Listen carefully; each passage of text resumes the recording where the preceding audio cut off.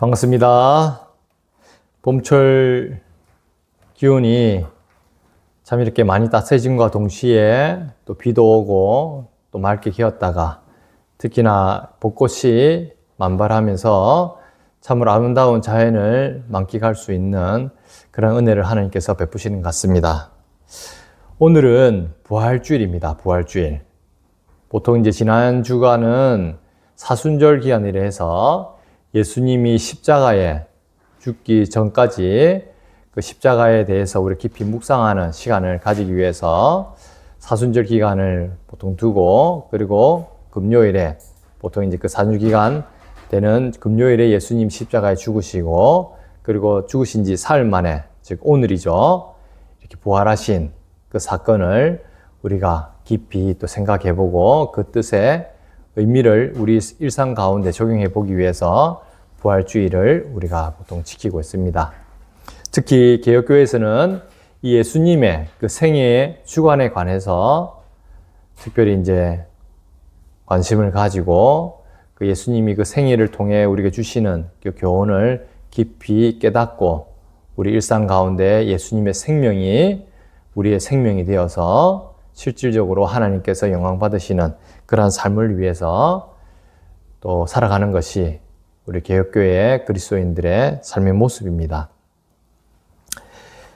여러분이 잘 아시겠지만 우리가 사망 권세를 깨뜨리시고 부활하셔서 우리에게 영원한 생명을 주신 이 예수 그리스도의 그 은혜와 평강은 우리 삶을 늘 따뜻하게 감싸주고 또 하나님께 영광 돌릴 수 있게 하심을 여러분도 일상 속 가운데서 많이 누리시고 또 기억하고 그렇게 살아가리라 믿습니다.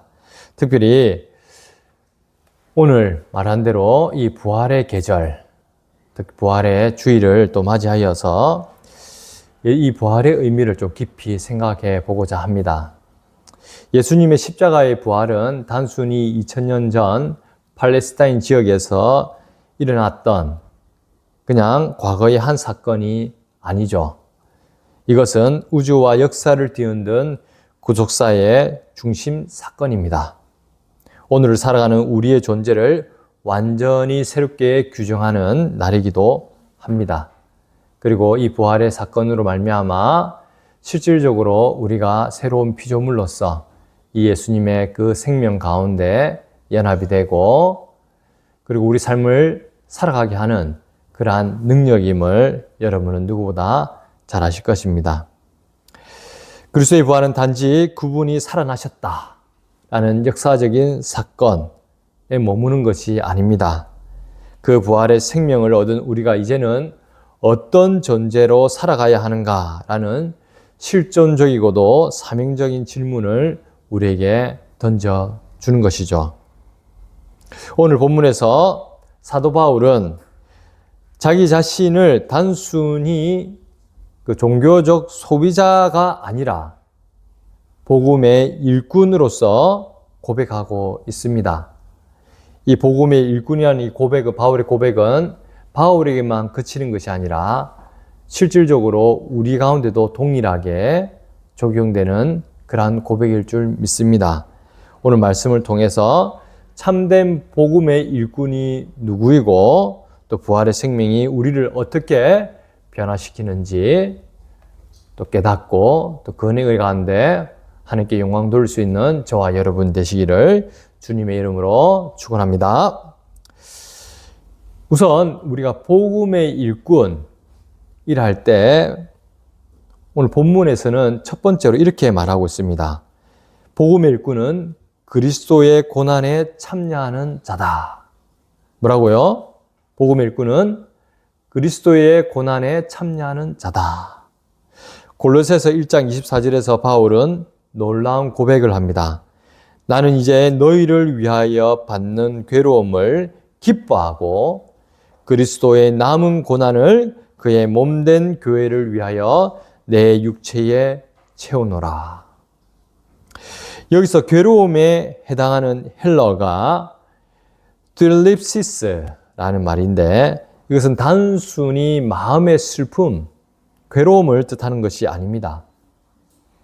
이 단어는 복음 때문에 겪는 외적인 압박과 환난을 뜻하는 단어입니다. 복음을 믿고 예수 그리스도의 생명으로 살아간다는 것은 녹록지 않다는 것이죠. 복음으로 말미암아 우리는 언제든지 고난을 당할 수 있음을 의미하기도 하는 것입니다.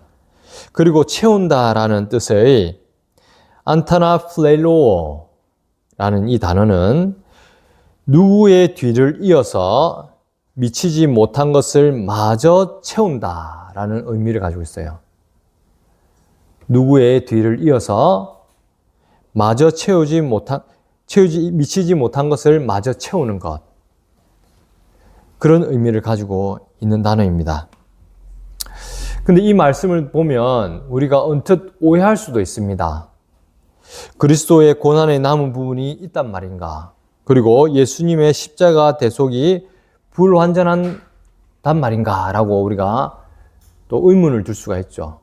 예수님의 십자가에서 분명히 완전히 우리의 죄를 대속하셨다고 했는데 왜 근데 그리스도의 남은 고난이라고 할까? 이런 의문이 들 수 있죠. 그런데 여기서 의미하는 것은 그리스도의 남은 고난이라는 것은 그런 의미에서 즉 예수님의 십자가의 죽으심이 완벽하지 않다 이런 의미가 아니죠. 요한복음 19장 3절에서 예수님이 십자가에 죽으실 때 분명히 다 이루었다 하시면서 우리의 모든 죄를 단번에 그리고 완전히 대속하셨음을 선포하셨죠. 히브리서 기자는 이렇게 말씀합니다. 그가 거룩하게 된 자들을 영원히 온전하게 하셨느니라. 그가 거룩하게 된 자들을 영원히 온전하게 하셨느니라. 예수님의 십자가의 대속 사건은 불완전한 게 아니라는 것을 명확하게 선포하는 말씀인 것이죠. 잘 아시겠지만 once for 단번에 그리고 완전히 우리의 모든 죄를 대속하신 사건, 이것이 예수님의 그 십자가의 능력인 거예요. 그렇다면은 바울이 말한 그리스도의 남은 고난은 과연 무엇을 뜻하는 것일까? 그것은 대속의 부족함을 말하는 것이 아니라 그리스도의 몸된 교회를 세우고 복음을 전파하는 과정에서 겪게 되는 사명적 고난을 이야기하고 있는 것입니다. 사명적 고난. 예수 그리스도께서 십자가에 죽으시고 장사한 지 사흘 만에 부활하셔서 많은 제자들과 또 많은 사람들에게 예수님이 살아나신 것을 우리에게 보여주셨죠. 그리고 40일 후에 승천하시면서 하늘의 모든 영광 가운데 이것을 예수님이 이루신 모든 것을 우리에게 담보로 보증으로 주시기 위해서 누굴 보내셨습니까? 네, 성령 하나님을 보내셨죠. 그 성령 하나님이 우리 이 땅 가운데 임하시면서 했던 하나님 나라의 그 회복 사역이 바로 이 교회를 통해서 이루신 거죠.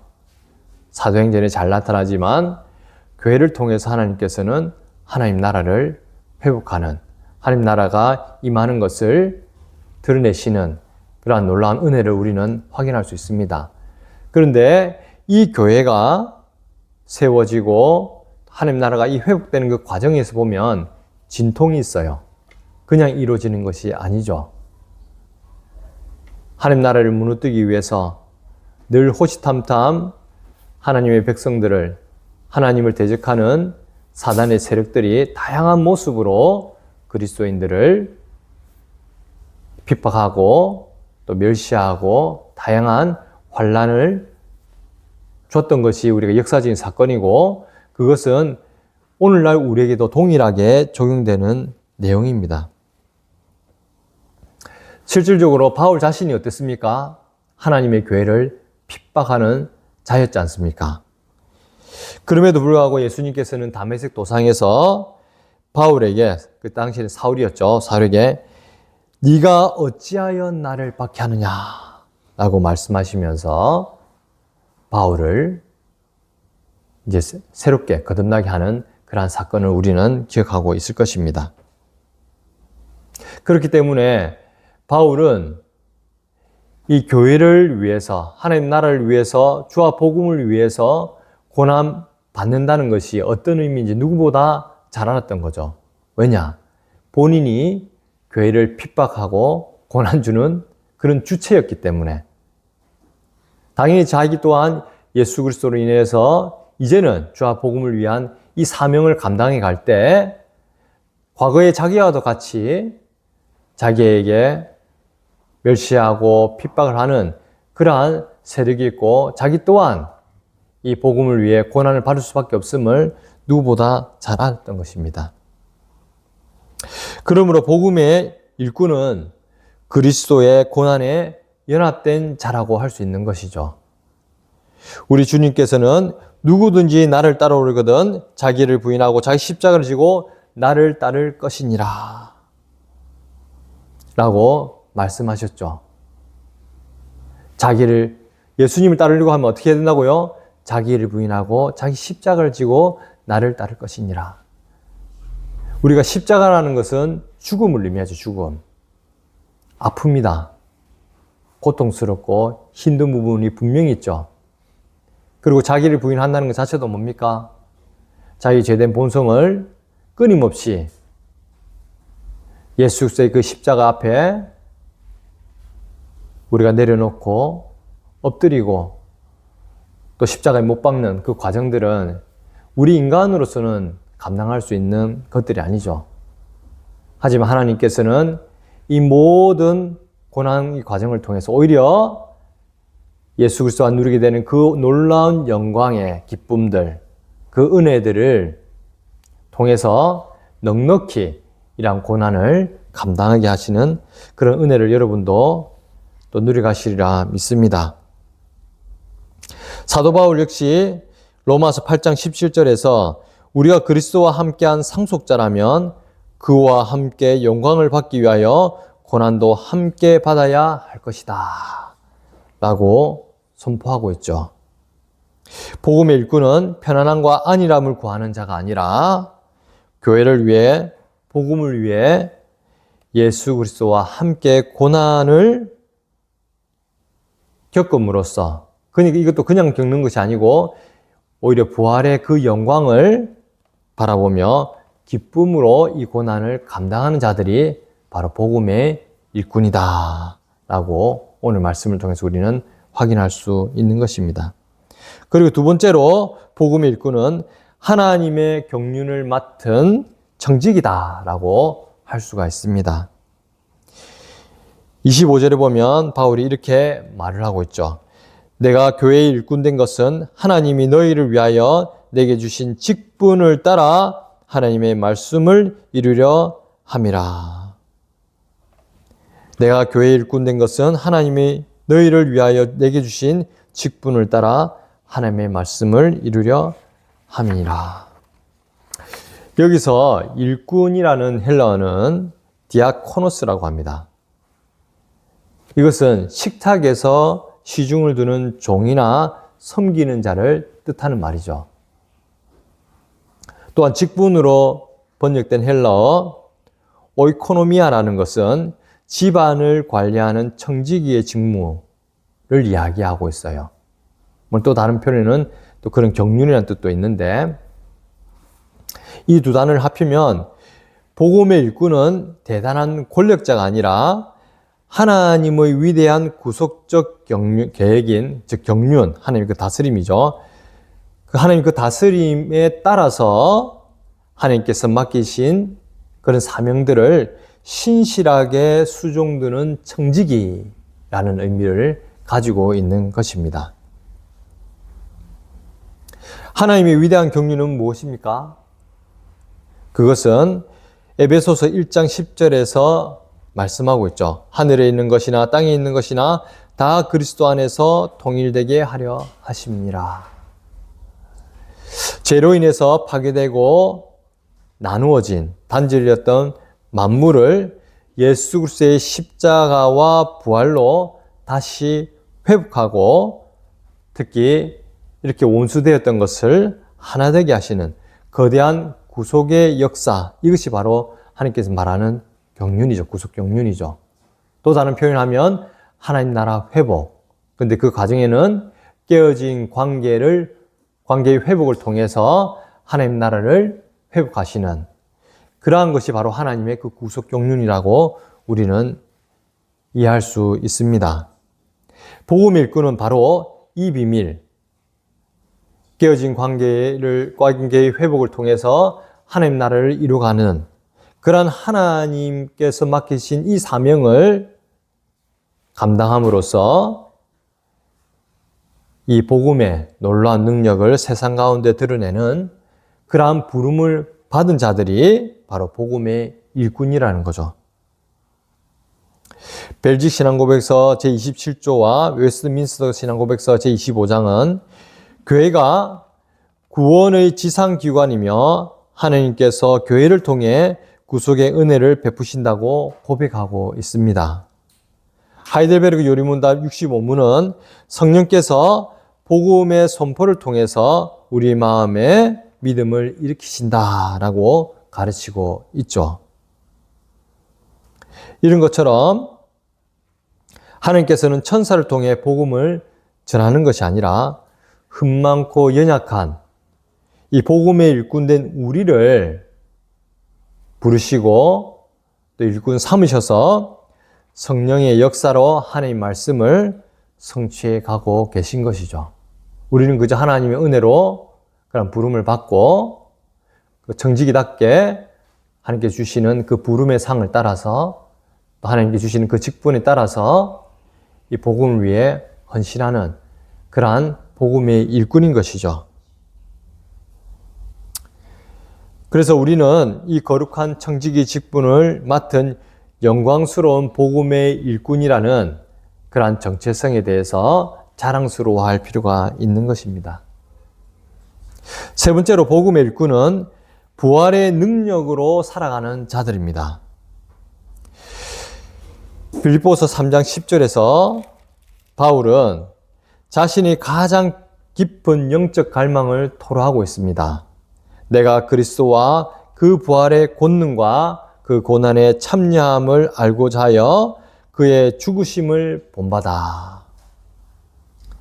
바울이 원했던 것은 관념적인 지식이 아니죠. 비상적으로, 추상적으로 하나님을 알아가는 그런 것을 원하는 것이 아니었습니다.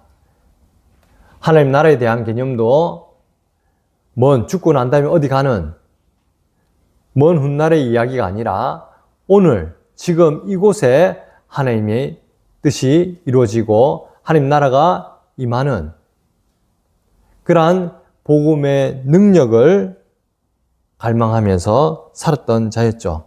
그리고 그 안에서 살아 역동하는 참된 지식과 믿음 가운데 하나님께 영광 돌리는 삶을 살고자 간절히 원했던 것입니다.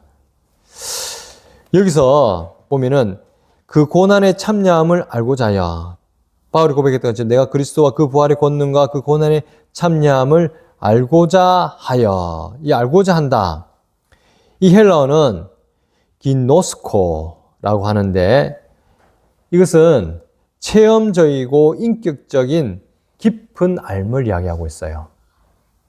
우리가 구약에서는 이 알에 대해서 야다, 부부 관계 속에서 쓰이는 그러한 알에 대해서 이야기했던 것과 같이 이 기노스코도 관념적이나 피상적인 이런 것이 아니라 실질적인 내 삶 가운데 체험적이고 인격적인 그러한 깊은 알을 뜻하는 것입니다. 그리고 바울은 자기가 진짜 이 체험하기 원했던 그 부활의 권능, 여기서 권능이라는 것이 뭐냐면 디나미스라고 하는데 이것은 다이너마이트처럼 실제로 삶을 변화시키고 죽은 자를 살려내는 그런 초자연적인 다이나믹한 능력에 대해서 이야기하고 있거든요. 그 이러한 능력을 자기 삶 가운데 실질적으로 누려가고 하나님께 영광 돌릴 수 있도록 갈망함과 동시에 그러한 삶을 살았던 것입니다. 부활은 장래에 일어날 소망일 뿐만 아니라 오늘 우리의 삶을 지배하는 현재적 능력으로 역사하는 것을 바울이 누렸고 또 우리 가운데 그것을 이야기하고 있는 거예요. 바울은 에베소서 1장 19절 20절에서 하나님의 지극히 크신 능력이 그리스도를 죽은 자들 가운데서 다시 살리신 바로 그 능력이라고 선포하고 있습니다. 뭐라고요? 이 부활의 능력이 그리스도를 죽은 자들 가운데서 다시 살리신 바로 그 능력, 즉 예수님이 부활하신 그 능력이 예수 그리스도를 믿는 우리에게도 동일하게 적용되는 그것을 선포하고 있는 것이죠. 또한 로마서 6장 4절은 우리가 세례를 통해 그리스도와 함께 장사되었고, 즉 세례라는 것 자체가 뭡니까? 보온하게 새롭게 태어나는 것을 의미하죠.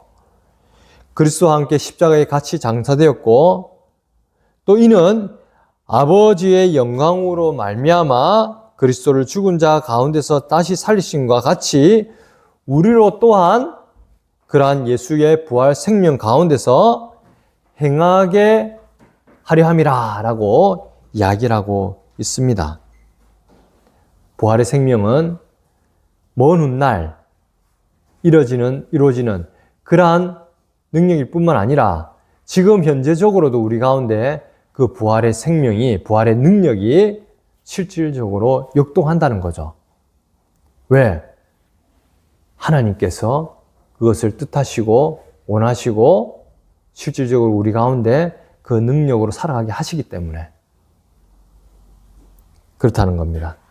하이델베르그 요리문답 제45문은 그리스도의 부활이 주는 세 가지 유익을 너무나 아름답게 요약하고 있습니다. 그 첫 번째가 무엇입니까? 그의 부활로 죽음을 이기셔서 우리로 하여금 그가 획득하신 의에 참여하게 하시고, 두 번째는 뭐예요? 그의 능력을 통하여 우리 또한 이제 새로운 생명으로 다시 살아나게 하신 것. 그리고 세 번째는 그리스도의 부활은 우리의 영광스러운 부활에 대한 확실한 보증이라고 이야기를 하고 있는 것입니다. 사랑하는 성도 여러분, 복음의 일꾼은 내 힘과 내 의지로 일하는 자가 아닌 거죠. 복음의 일꾼은 내 안에 역사하시는 그리스도의 그 부활의 생명, 부활의 그 능력, 그 부활의 권능으로 살아가는 자들을 이야기하고 있는 것입니다. 네 번째로 복음의 일꾼은 표대를 향하여 달려가는 자들입니다. 하나님의 그 부르신 그 부름의 상, 표대를 향하여 달려가는 자들. 빌립보서 3장 12절부터 14절에서 바울은 복음의 일꾼의 종말적인 자세, 태도에 대해서 이야기를 하고 있습니다. 뭐라고요? 오직 내가 그리스도 예수께 잡힌 바 된 그것을 잡으려고 달려가노라. 뒤에 있는 것은 잊어버리고 앞에 있는 것을 잡으려고 표대를 향하여 그리스도 예수 안에서 하나님이 위에서 부르신 부름의 상을 위하여 달려가노라 라고 이야기를 하고 있죠. 이것이 바로 복음의 일꾼이 살아가는 자세입니다. 자세.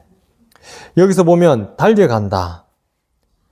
하나님 위에서 부르신 부름의 상을 위하여 달려간다.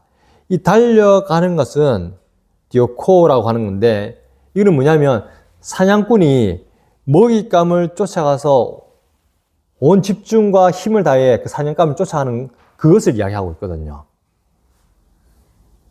초집중하고 열정적으로.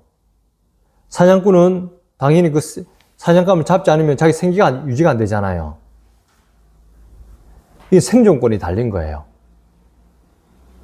그만큼 온 힘을 다해 열정적으로 추구하는, 그것이 바로 뭐냐면 디오코라는 이 말로 쓰인다는 거예요. 달려간다. 그리고 표대라는 것은 시선이 완전히 고정된 종착점을 이야기하고 있습니다. 종착점. 즉 복음의 일꾼이라는 것은 과거에 머물러 있는 자가 아니다라는 거죠. 사람은 본성적으로 후회 많이 하고 또 과거의 사건 때문에 상처받고 아파하고 실질적으로 오늘날 많은 사람들이 정신적으로 마음적으로 이런 과거의 아픔 때문에 고통을 겪고 있습니다. 거기서 헤어나지 못한 경우가 너무나 많아요. 그래서 약에 의존할 수밖에 없고 심지어는 정상적인 생활을 영위하기가 힘든 사람들도 많습니다. 우리는 본성상 또 하나님 계신 피조물로서 완전하지가 않잖아요. 연약하거든요. 아파르, 먼지로 지어진 자들이기 때문에 쉽게 깨어지기가 너무나 쉽고 상처도 많이 받고 쉽게 받고 또 거기서 헤어나가기가 힘든 그러한 존재가 바로 우리의 모습입니다. 그래서 과거에 매여서 살 때가 너무나 많아요. 잘나면 잘난 대로 내 과거에 이렇게 살았는데 오늘날 보니까 비교해서 자기가 초라해지는 경우 많고 또 어떤 경우는 과거에 받은 상처 때문에 거기에 매여서 오늘도 동일하게 그 과거 때문에 고통당할 수밖에 없는 앞을 나가지 못하는 경우가 너무나 많습니다. 근데 복음의 일꾼은 이런 과거에 머물러 있는 자가 아니라는 거죠. 분명한 우리에게 종착점, 하나님이 부르신 그 부름의 상을 향해서 표대를 향해서 나아가는 자가 바로 복음의 일꾼이라는 것입니다. 그래서 바울은 뒤에 있는 것은 잊어버리고 라고 이야기를 하고 있거든요. 뒤에 있는 것은 잊어버리고 과거의 실패나 아픔에 묶여서 절망하는 삶이 아니라 혹은 과거의 성공이나 나이에 도취되어 교만하게 살아가는 삶이 아니라 하나님께서 부르신 그 부름의 상, 표대를 향해서 나아가는 자가 바로 복음의 일꾼이다라는 거예요. 우리의 구속사적 방향은 오직 앞을 향해 있다는 것입니다. 그리고 우리는 그러한 하나님께서 예수 그리스도께서 성취하신 그 영광을 이미 우리 가운데 현실에 적용해서 살아가는 자가 바로 그리스도인, 또 복음의 일꾼이라는 거예요. 히브리서 12장 2절 말씀처럼 믿음의 주요 또 온전하게 하시는 이인 예수를 바라보는 그러한 삶을 살아가는 자가 바로 복음의 일꾼이다라는 것입니다. 그래서 계획주의 신학의 중요한 핵심 중에 하나가 바로 이미 그리고 아직 already but not yet 이라고 있거든요. 이미 그러나 아직이라는 그 종말론적인 긴장 상태, 그것을 이제 개혁주의에서 이야기하는데 이러한 삶을 살아가는 거예요. 우리는 이미 예수께서 이루신 그 완전한 부활의 생명과 하늘의 영광 가운데 살아가지만 그러나 not yet 우리 현실의 가운데서는 여전히 하나님께서 예수 그리스도가 오실 때까지 많은 아직까지는 하나님께서 택하신 자들 중에 아직 돌아오지 못한 자들을 위하여서 하나님께서 아직이라는 긴장 속에서 살아가도록 하시는 거예요. 이미 그리스도의 십자가와 부활로 말미암아 구원을 얻었고 의롭다함을 받은 우리는 아직 여전히 그러한 고통 가운데 예수 그리스도를 알지 못하고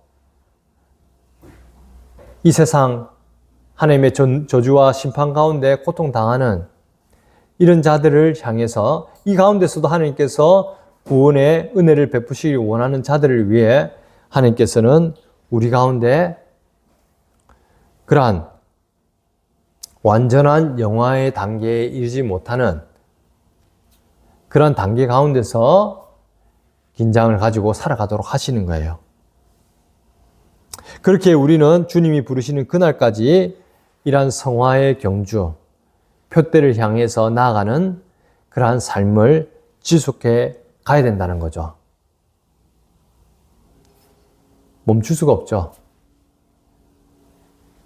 우리는 영원한 생명 가운데 살아가는 자로서 안주하거나 멈춰가는 삶이 아니라 표대를 향해 나아가는 자다라는 것입니다.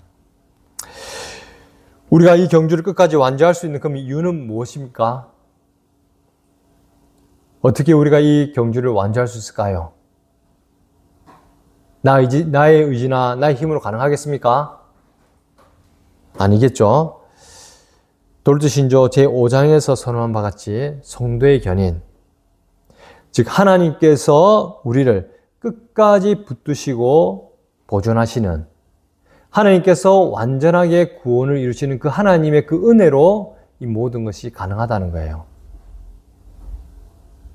표대를 향해 나아갈 수 있는 그러한 삶이 가능하다는 거죠. 웨스트민스터 대요리문답 제90문이 고백하듯이 마지막 날에 우리는 그리스도와 연합하여 완전한 영광을 누리게 될 것이다 라는 것을 우리는 믿고 나아가는 자들이죠. 복음의 일꾼은 이 소망을 품고 오늘도 표대를 향해 묵묵히 달려가는 자임을 여러분은 기억하시기 바랍니다. 그렇게 할 수 있겠습니까? 아멘. 말씀을 맺겠습니다. 사랑하는 성도 여러분, 참된 복음의 일꾼은 누구입니까? 참된 복음의 일꾼은 그리스도의 대속의 은혜에 감사하고 그의 몸된 교회를 위해 고난을 기꺼이 짊어지고 나아가는 자들입니다. 하나님의 구속 경륜을 맡아 충성하는 청지기가 복음의 일꾼인 것이죠. 내 힘이 아니라 부활의 강력한 권능을 가지고 세상을 이기는 자, 그리고 오직 예수 그리스도라는 표대를 바라보며 끝까지 인내하며 달려가는 자가 바로 복음의 일꾼이라는 것입니다. 부활절은 달력의 한 날을 기념하고 지나가는 절기가 아닙니다. 부활은 오늘 우리의 존재 선언인 것이죠. 그런즉 누구든지 그리스도 안에 있으면 새로운 피조물이라. 이전 것은 지나갔으니 보라 새 것이 되었도다. 바울이 선포했던 이 말씀이 오늘 우리에게 동일하게 적용되는 삶을 살아가는 자가 복음의 일꾼이라는 거예요. 부활의 생명을 가진 자로서 뒤의 것은 잊어버리고 표대를 향하여 하나님이 부르신 그 부름의 상을 향해 달려가는 이 예수 그리스도를 참 우리의 표대 되신 이 예수 그리스도를 향해 나아가는 자가 바로 복음의 일꾼이라는 것입니다. 고린도서 15장 58절의 권면은 우리 마음에 새길 필요가 있습니다. 그러므로 내 사랑하는 형제들아 견실하며 흔들리지 말고 항상 주의 일에 더욱 힘쓰는 자들이 되라. 이는 너희 수고가 주 안에서 헛되지 않은 줄 알미라.